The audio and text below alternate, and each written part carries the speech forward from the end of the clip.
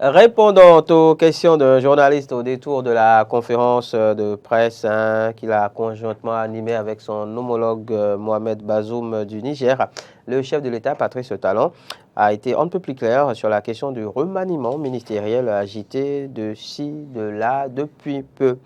Citation, on ne change pas une équipe qui gagne. Autrement dit, le chef de l'État n'entend pas remanier son gouvernement de sitôt. Que faites-vous comme lecture de cette déclaration, de cette posture adoptée par Patrice Talon? On en parle donc dans l'actu décalé de ce matin. Avec vous, vos interventions attendues au 96 116 68 68. Laurent Roland Toninquès, à nouveau, bonjour. Oui, à nouveau, bonjour, Ahmed Arekwa. Je propose qu'on démarre l'actu décalé du jour par un extrait, justement, des propos tenus par le chef de l'État. On revient derrière. Moi, je ne l'ai pas envisagé. On ne change pas une équipe qui gagne. Donc, jusqu'à nouvel ordre, les principaux chevaliers de notre dynamique, pour moi, resteront en place parce qu'ils me donnent satisfaction. C'est l'occasion de les féliciter pour ce qu'ils font. L'œuvre humaine ne peut être parfaite nulle part.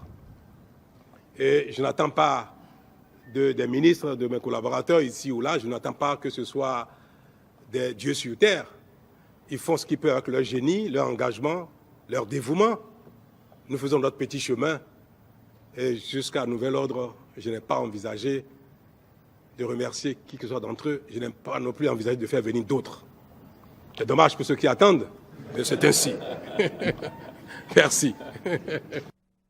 Dommage pour ceux qui attendent, et évidemment, tout bénef, permettez l'expression, pour ceux qui sont donc encore en poste. Des propos tenus par le chef de l'État le 13 mars passé. Merci à la régie pour la franche collaboration. Laurent Roland Toninquès, avez-vous été surpris par ces propos du chef de l'État? Déjà, je voulais insister sur le fait que quand Patrice Talon parlait, comment est-ce qu'on lisait le sourire sur le visage de ces ministres qui sont encore en poste. Et bien évidemment, je crois que tout le monde donnerait, en tout cas, chacun donnerait tout pour être à leur place en ce moment, parce que parmi eux, il y en a qui ont fait déjà de 2016 à aujourd'hui, qui ne sont pas inquiétés, bien évidemment. Et donc, quand on permettez rapidement que je vous retire la parole pour faire cette précision. Je remerciais tout à l'heure la régie pour la franche collaboration. Il faut saluer aussi la dextérité du réalisateur, d'accord, qui justement, pendant que le chef de l'État tenait ses propos, nous proposait en même temps à lire sur le visage des ministres, le réalisateur de la télévision nationale. Donc, quand il tire une fière chandelle, pour cela, qui nous permet donc de lire sur le visage des ministres concernés toute la joie. Bien évidemment. Au travers donc en tout cas des propos du chef de l'État à leur endroit. Alors, donc, je disais que je donnerais tout aussi pour être à la place de ces ministres en ce moment-là, parce que je sais que les messages qui ont circulé ces derniers jours ont certainement inquiété plus d'un parmi eux, bien évidemment. Et je n'aimerais qu'il y a même une liste qui avait circulé. Et on a même dit qu'il y a 4 qui seront au gouvernement, qui seront indétrônables, mais que les autres allaient partir. J'imagine que les autres n'ont pas du tout dormi ces derniers jours. Il y en a qui ont certainement fait recours à leur marabout, ou à leur pasteur, ou à leur prêtre, ou à leur pasteur tout à l'heure. Oui, donc certainement que certains parmi eux ont dû veiller pour prier, ou leurs épouses ont été mises à contribution pour prier. Vous n'êtes pas sérieux. Mais fort heureusement pour eux, le chef de l'État a sifflé la fin de la récréation. Je n'aimerais pas malheureusement être à la place des soutiens, des nombreux soutiens de Patrice Talon qui... Oui, avant d'y arriver, avez-vous été surpris, Laurent, par ces propos du chef de l'État? C'est ça ma première question. Je ne suis pas surpris. Vous savez très bien qu'on a abordé la question sur ce plateau à plusieurs reprises. Et j'ai dit qu'il était bien clair qu'il était possible que Patrice Talon ne remanie pas son gouvernement, bien évidemment. Mais que tenant compte du contexte électoral qu'on a pu connaître, on aurait pu espérer un remaniement, mais que connaissant Patrice Talon, il se peut qu'il ne remanie pas. Donc, moi, je n'ai pas été surpris. Peut-être que c'est ceux qui attendaient une nomination qui ont été surpris, mais moi, je n'en suis pas. Surpris et déçu. Surpris et déçu, bien évidemment. Je crois que c'est la vraie expression qu'il faut utiliser, surpris et déçu, parce que quand depuis 2016 vous mouillez le maillot, en tout cas, soit dit en passant, vous dites que vous dites, j'insiste sur l'expression, en fait, vous dites que vous mouillez le maillot pour quelqu'un et que cette personne estime que ceux qui sont à côté de lui fait à côté d'elle, par exemple, font déjà le maximum et que, par conséquent, il n'a pas idée de changer quoi que ce soit, vous êtes déçu, certainement. Et donc, la déception, vous allez la gérer seul dans votre chambre, avec votre famille, malheureusement. Si vous aviez un temps commencé par préparer ou bien mettre en place, former votre cabinet, vous devez attendre encore, espérer qu'un remaniement intervienne avant 2026. Le cas échéant, allez faire autre chose, tout simplement. D'accord, donc Laurent Roland Antonin qui n'est pas surpris, mais avez-vous été, vous, surpris, chers amis téléspectateurs, bien par ces propos du chef de l'État, parce qu'il nous en parlait en nous appelant au 96 76 68 68. Quelle lecture faites-vous donc de cette posture adoptée par le chef de l'État qui dit clairement ne pas vouloir donc remanier son gouvernement, ne pas vouloir se séparer, eh bien, en tout cas, des têtes de pont de son système installé depuis peu. Justement, pour parler de lecture, au-delà donc du fait que vous n'avez pas été surpris, Laurent Roland Antonin Kess, alors quelle lecture est-ce qu'on peut faire concrètement de cette posture? La lecture que moi je fais en premier c'est que déjà que les partis politiques qui soutiennent Patrice Talon n'ont pas de pouvoir. J'estime que c'est les partis qui n'ont pas d'indépendance. Parce que le remaniement devait même être demandé par les partis politiques qui le soutiennent pour dire, nous venons de traverser une élection présidentielle, nous avons mis des gens sur des listes qui sont allés aux élections, qui n'ont pas gagné. Nous estimons qu'il faut les remplacer par d'autres personnes qui sont au sein de notre formation politique, qui ont encore la possibilité de mobiliser les troupes. Si déjà à ce niveau, le chef de l'État peut fièrement parler comme ça pour dire qu'il ne remanie pas, ça veut dire que ces partis politiques, pour moi, n'ont pas de pouvoir, n'ont pas d'indépendance, histoire de se faire en temps d'écouter. Oui, parce que vous pensez que les partis politiques devraient s'imposer au chef de l'État. Bien évidemment, c'est les partis qui demandent... C'est le chef de l'État qui a été élu. C'est lui qui a été élu, mais c'est les partis... Il n'a pas été élu justement avec le concours de ces formations politiques. Aujourd'hui, il est avec ses formations politiques, oui ou non. Ces formations politiques le soutiennent. Et donc, ces formations politiques aussi ont alors leur mot à dire dans la désignation des personnes qui doivent accompagner sa politique dans une certaine mesure. Et donc, si lui pense qu'il ne peut pas se séparer de ces personnes et que les partis politiques aussi ne peuvent pas oser dire non, écoutez, nous souhaitons changer. On a vu dans ce pays des gens qui ont quitté une formation politique, ministre, appartenant à un parti politique, démissionne de chaise musicale, démissionne de son parti politique, aller vers une autre façon politique, et le parti n'a pas été capable de sortir un communiqué pour demander à ceux qui se retirent du gouvernement pour se faire remplacer. Donc ça veut dire que quoi, quelque part, dans ces propos du chef de l'État, ça vient confirmer pour moi que ces partis n'ont pas pour autant d'indépendance, n'ont pas de pouvoir, et que c'est le chef qui décide de tout, malheureusement, à leur niveau. Ça, c'est ma lecture. C'est tout à fait normal, nous sommes dans un régime présidentiel. Mais attention, le chef de l'État décide de la composition de son gouvernement. Et pourtant, dans ce pays, on nous a dit que Patrice Talon ne décide rien au sein de ces partis politiques et qu'il ne connaît rien de ces partis politiques, que c'est les responsables de ces partis qui décident. Oui, mais évidemment. Le responsable, vous convenez avec moi qu'un responsable de parti politique ne peut pas aller demander à un chef d'État de sortir un ministre de son gouvernement. Ah non, mais écoutez, oui, justement, ça peut se faire. C'est-à-dire quoi? Soit vous le sortez de votre gouvernement, alors où nous vous retirons notre soutien. Ça se fait. D'accord. Si ces partis sont incapables de dire sortez-nous tel ministre, pourquoi ne le remplace pas pas telle personne, ou alors nous vous retirons notre soutien, cela suppose que ces partis n'ont pas d'indépendance. Vous savez que quand vous parlez ainsi, vous idéalisez, hein, vous idéalisez les choses. Mais parce écoutez, que dans la pratique, ce n'est pas concevable. Partout au monde, je ne suis rien contre la longévité des ministres au gouvernement. Mais partout au monde, c'est les formations politiques qui décident avec le pouvoir en place. Si le pouvoir en place peut décider sans tenir compte, ou bien sans que les partis ne puissent, en tout cas, n'aient le courage de revendiquer, il y a un problème. Je pense qu'il y a une mal-donne en la matière. Mais quand on finit de dire ça, dans une certaine mesure, tous ceux qui soutiennent Patrice Talon, qui disent matin, midi, soir, que Patrice Talon, tout ce qu'il fait, c'est bon, c'est beau, cela suppose que quelque part, quand vous faites ça tout le temps, le monsieur comprend que, alors avec l'équipe là, tout va bien. Il va falloir que ces personnes-là revoient leur mode de fonctionnement pour avoir le courage. Ils commencent par dénoncer des choses, c'est ça? Par s'attaquer finalement au ministre en place. Je ne dis pas de... Quitte à les faire sortir du gouvernement. Je ne dis pas de dire que tout est mauvais, de prendre peine tout en noir. Mais c'est de faire des propositions, de dénoncer, de faire des propositions. Quand vous commencez par proposer et quelque chose des dénonciations est proposé, on vous prend au sérieux, on comprend que oui, là où nous sommes en train d'aller là, il y a que quelqu'un qui peut mieux faire, parce qu'à partir de ces propositions, on peut mieux faire. Mais si vous dites que tout est beau, tout est bon, le monsieur se rend compte que bon, finalement, il n'y a rien à reprocher. Parce que vous tous, vous avez le même langage matin, midi, soir, pour dire que tout est beau. Alors, si vous dites que tout est beau, ça veut dire que ceux qui sont à côté de moi sont bons. Alors, s'ils sont bons, pourquoi vous voulez que je les change? Je ne les changerai pas. Et donc, le chef de l'État a bien raison de ne pas vouloir remanier son gouvernement, parce que dans sa formation politique, tout le monde lui dit que tout est bon, tout est beau, et qu'il est pratiquement... Certains ont tendance à le déifier dans une certaine mesure. Donc, dans une certaine mesure, le monsieur ne vous fera pas confiance, parce qu'il estime que, bon, écoutez, si vous dites que tout est bon, ceux qui sont avec moi sont bons.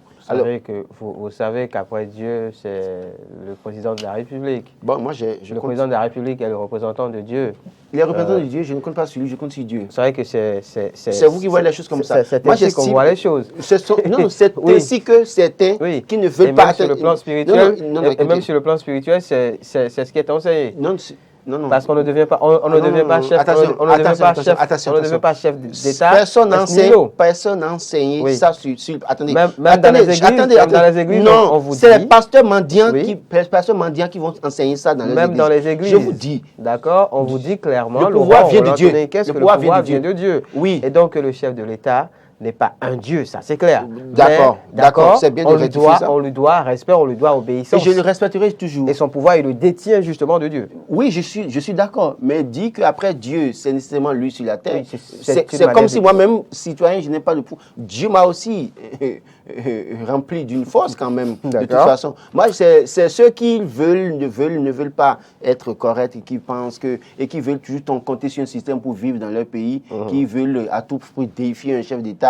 Et parce qu'en réalité, ils n'ont pas d'autre chose à faire dans leur vie. Moi, je pense sincèrement que oui, le chef de l'État, son pouvoir vient de Dieu. Et la Bible est claire dessus dans Timothée. Tout pouvoir vient de Dieu. Il faut prier pour les gouvernants. Et moi, je dis tous les jours, je prie pour les gouvernants. Parce que je prie, ma prière, c'est que Dieu inspire davantage le chef de l'État pour qu'il fasse les choses qui arrangent les peuples béninois et non qui arrangent la minorité dans une certaine mesure qui le soutient. Mais ceci étant, c'est une parenthèse. Moi, je suis là-dessus. Ceux qui soutiennent le chef de l'État doit pouvoir maintenant réfléchir pour dire qu'est-ce que nous devons faire, est-ce que ça va se passer, notamment les formations politiques. Si vous n'avez pas la possibilité de vous faire entendre pour proposer ou demander expressément des choses au chef de l'État, et ça veut dire que vous n'avez pas de pouvoir. Et quand vous n'avez pas de pouvoir, cela suppose qu'il vaut mieux déposer le tablier. Parce que à quoi cela sert-il d'être président d'un parti politique si en réalité vous ne pouvez pas dire, bon aujourd'hui par exemple là, telle personne a fait 7 ans au gouvernement. Et par conséquent, nous estimons qu'il faut peut-être donner la chance à d'autres personnes qui ont les compétences. Je ne dis pas de remercier d'autres personnes qui ont les compétences, qui peuvent faire mieux que ceux qui sont là, d'aller au charbon pour faire. On vous dira, oui, que quelque part, ça stabilise. Vous avez une vision tellement utopique, à mon sens, de... Non, je sais que la vision utopique... Non, je sais que vous parlerez de vision utopique. Oui, bonjour, bienvenue. On accueille un premier intervenant, Laurent. Bonjour, monsieur. Merci de vous présenter. Bonjour, monsieur le bateau. Oui, comment allez-vous? Ça va bien. Merci de diminuer le volume de votre poste téléviseur, s'il vous plaît, on s'entendra mieux. D'accord? Merci. Présentez-vous. Je m'appelle Assogba. Monsieur Assogba nous appelle d'où? Je m'appelle Gomesota. Gomesota. Oui. Messerete. D'accord, on vous écoute. Oui. Allez-y, allez-y. Bon. Minde kankpon télé miton. Minde kankpon télé miton pele, minde kan. Et n'est pas que Pardon? Bon, mais c'est clair. Ok.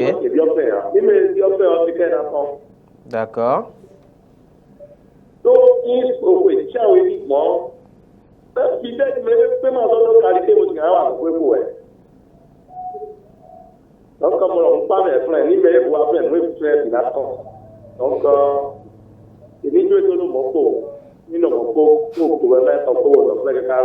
Il t'a des mots d'aide, il n'ont pas eu de temps faire rien sur un frère. Il m'a temps faire rien, il n'a pas eu à vous donner le frère. Pour ce même pour les femmes, les deux ma frère que vous demandez de Monsieur Assawa qui fait de l'ironie en fait. Merci. D'accord. Merci, on vous aura compris. On vous aura compris. Alors, merci pour traduire. Non, il dit que c'est comme si le gouvernement aujourd'hui est devenu un couvent. Et donc, voilà. on a peur que si de nouvelles personnes viennent, que ces personnes vendent les secrets du couvent dans une certaine mesure.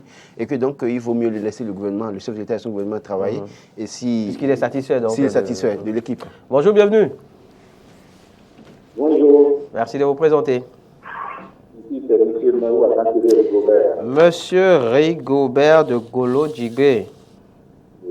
On vous écoute. Ok, on ne change pas l'équipe qui gagne. C'est trop fort. Maintenant, c'était marabout, nous l'ont pasteur qui violait, et Bokolon qui avait assuré certains de leurs clients de leur entrée dans le gouvernement. Ils seront nommés. Vous avez été témoin?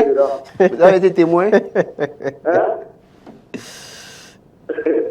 Laurent. On va devoir dépêcher une équipe sur le terrain pour se rapprocher de ces marabouts, de ces pasteurs et autres, pour qu'ils nous expliquent. Pour qu'ils nous expliquent. On sait ce qui dépasse, non? On sait bien ce qui dépasse, non? Ouais. N'est-ce pas? Non, moi, sincèrement, je remercie le président Talon. D'accord. Parce que c'est tout le monde qui dit le monsieur travaille bien. Il travaille bien fait, mais on ne peut pas dire que tout va très bien dans le pays.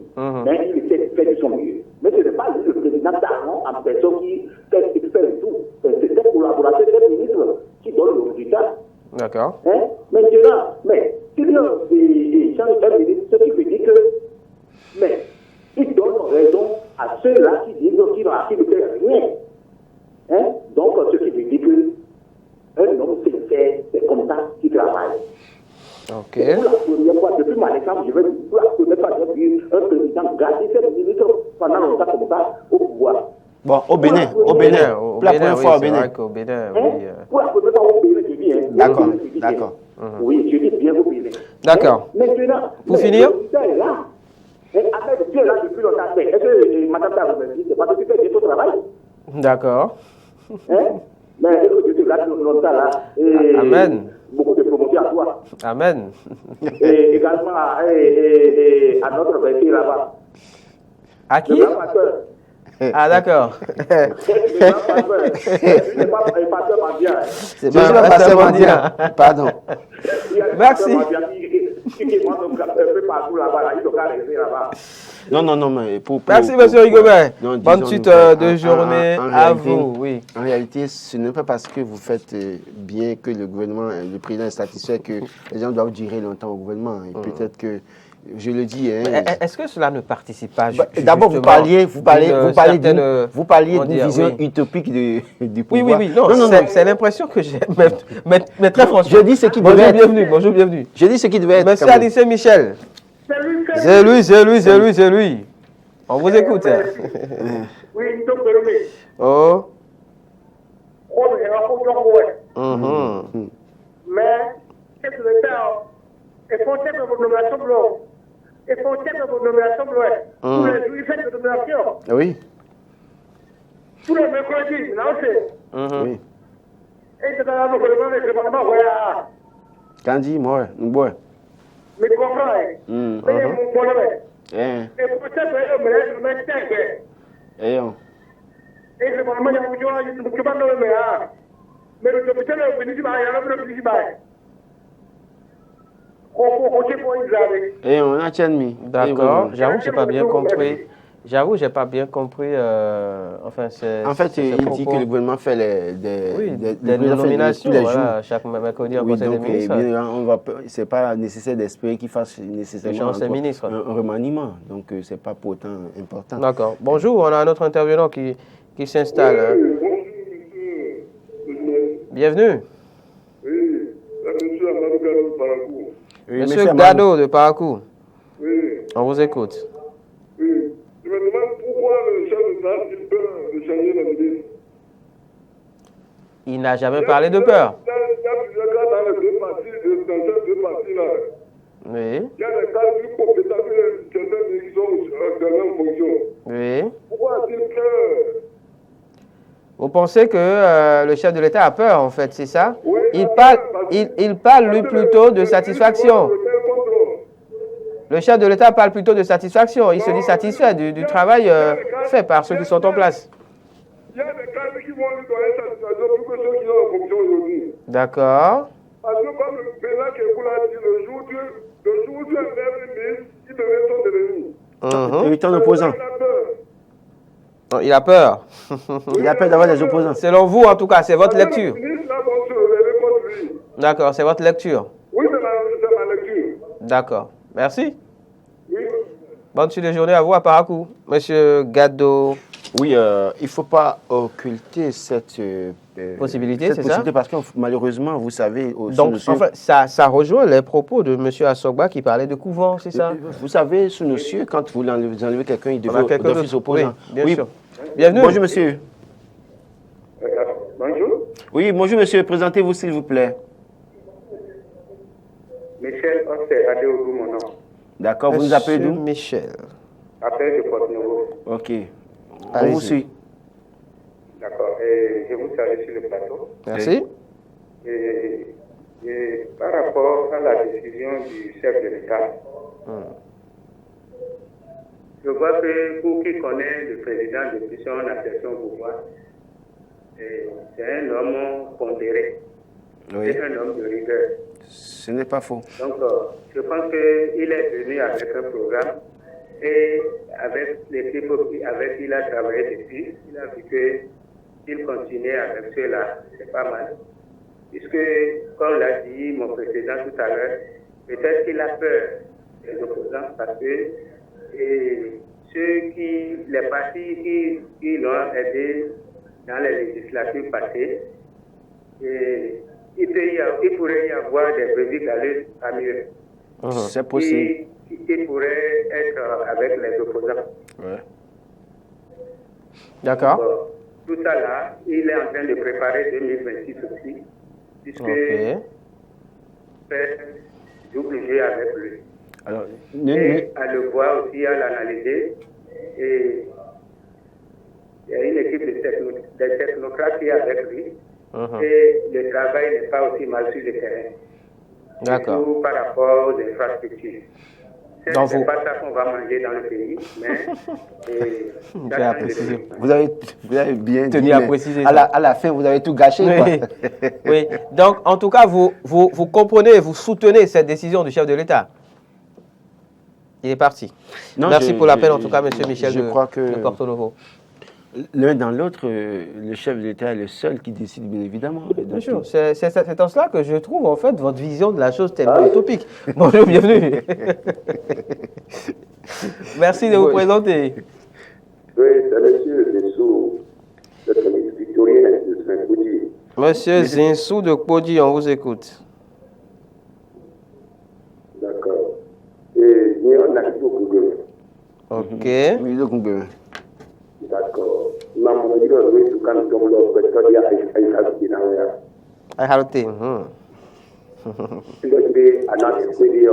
c'est ça.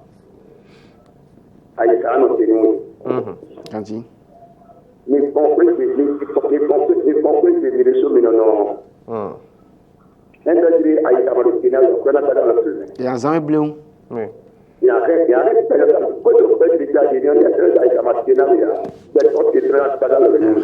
Rien dans le menu. Donc,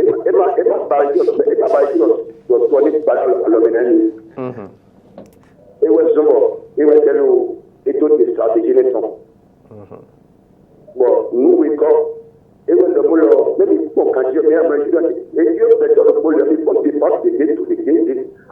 allons les frais d'installation.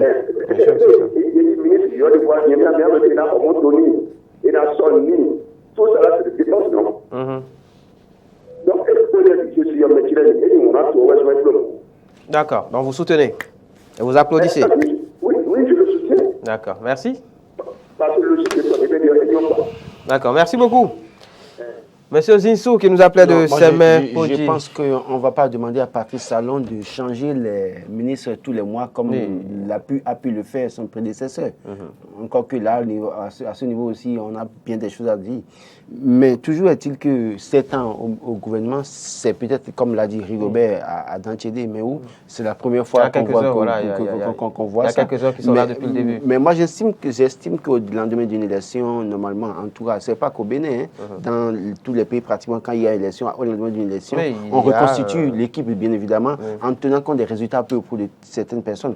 Alors, et c'est là, ça rejoint ce que j'ai l'habitude de dire souvent.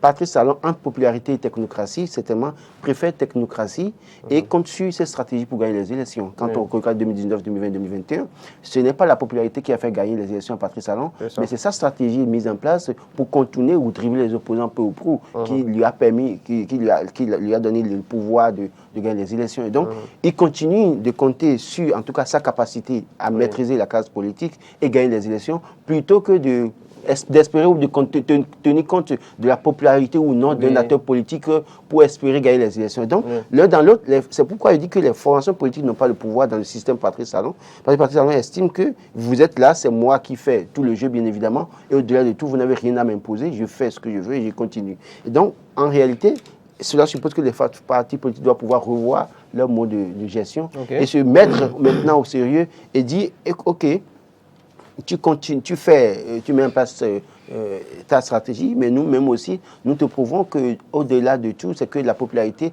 nous allons travailler à mobiliser les troupes. Parce que nous allons voir, deux formations politiques qui ont dit partout ici qu'ils ont plus d'1 million d'abonnés, de militants sur les plateformes.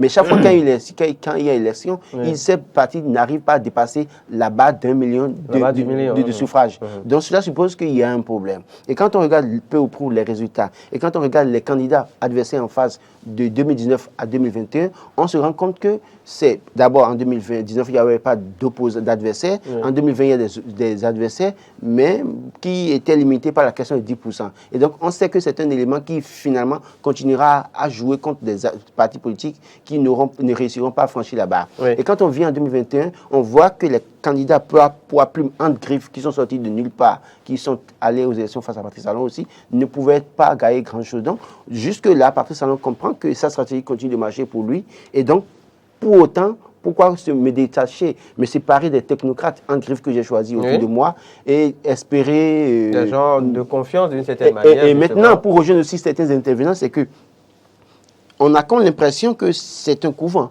C'est ça. Et donc, quelqu'un qui sort du couvent peut peut-être en avoir à trop parler, sachant que ceux qui sont au lait ou bien... c'est le pouvoir en Afrique, c'est comme du miel qu'on donne aux gens. Et quand vous leur coupez, vous enlevez le bol de miel en même temps, quand ils sortent de là, automatiquement, ils deviennent opposants automatiquement. Il y a cette crainte de voir un certain nombre d'acteurs politiques devenir opposants qui fait que parfois, malheureusement, je ne trahis aucun secret en disant que beaucoup de ministres qui sont passés par le gouvernement Patrice Talon sont chargés de mission. En tout cas, je ne dis pas tous, mais je sais qu'il y en a parmi eux qui sont maintenus quand même dans le système. Qui sont chargés de mission. Et c'est ce système, on a pu voir ça sous Boniaï, qui, chaque fois quand il enlève un ministre, il le fait chargé de mission au conseiller, bien évidemment. Donc, il y a cette crainte de voir ces acteurs politiques devenir opposants qui fait que, peu ou prou, on n'a pas envie de remanier. D'accord. Puis aussi peut-être le risque de faire venir justement de nouvelles têtes qui pourraient finalement constituer des menaces. Oui, qui peuvent constituer des menaces. C'est vrai que quand on dit ministre, c'est qu'il faut faire des installations, il faut un certain nombre de dépenses, d'accord, mais on ne dit pas à partir de changer tous les 2 ans, chaque mois ou bien tous les 3 mois. Mais de toute façon, c'est lui qui imprime sa stratégie, sa gouvernance, son système de gouvernance, et c'est lui qui décide de tout. Je crois qu'il est libre de faire ce qu'il veut de son pouvoir. Et les Béninois lui ont confié un mandat de 5 ans. Au terme des 5 ans, les Béninois aviseront et feront le bilan s'il faut continuer à lui faire confiance en griffe ou bien travailler pour son dauphin, comme on a pu voir sous Boniaï. De toute façon, il n'y a plus de confiance à lui faire puisque c'est son dernier mandat. Des gens appellent à son... aussi longtemps que les... Arrêtez avec votre vision utopique des choses. Non, aussi longtemps que... Dans le concret. Aussi longtemps que ces personnes qui appellent à un troisième mandat ne seront pas interpellées, découragées, je continuerai à être prudent sur la question. Je lui fais foi, à sa parole, je le crois volontiers, mais aussi longtemps que ces personnes qui appellent à une violation flagrante de la Constitution ne seront pas interpellées et découragées. Je serai prudent sur la question désormais. C'était l'actu décalé de ce jour. On parlait donc du refus du chef de l'État de remanier son gouvernement. Quelle lecture en faites-vous? On a eu beaucoup de réactions. Monsieur Asogba de Misérité, Monsieur Rigobert Adonchide de Golodjigbe, Monsieur Anissé Michel de Lokosa, Monsieur Gado de Parakou, Monsieur Michel de Porto Novo, Monsieur Zinsou de Semé Podji. Merci à vous, Laurent Roland. C'est moi. Merci à tous ceux qui nous ont suivis. Ça peut faire donc de l'actu décalé du jour. Ça peut faire de matin d'Éden de ce matin, 16 mars 2023, jeudi. On se retrouve demain pour un numéro encore plus plaisant, plaisant au ciel. Bonne suite de journée à chacun et à tous.